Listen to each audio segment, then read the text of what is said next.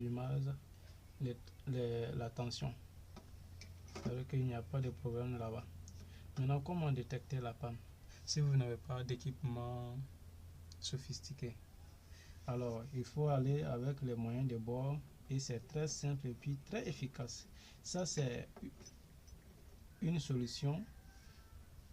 C'est une solution que je vais utiliser pour pouvoir détecter la panne.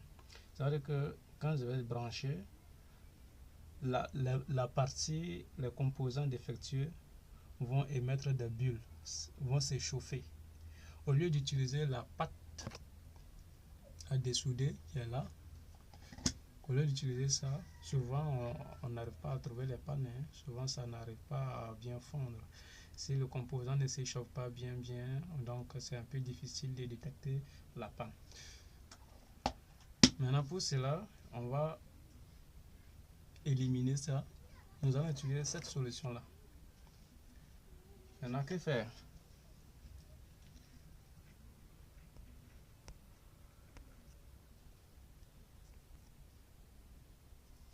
Nous allons utiliser une pile.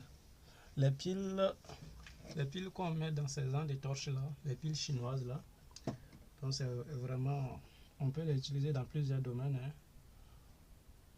J'ai déjà fait une vidéo sur ça où on peut utiliser cette pile là pour pouvoir souder un composant.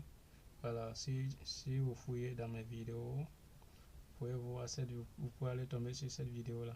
Donc nous allons utiliser cette pile là, brancher au niveau de là où la batterie de l'appareil doit être connectée. Donc les composants qui sont défectueux vont émettre des bulles.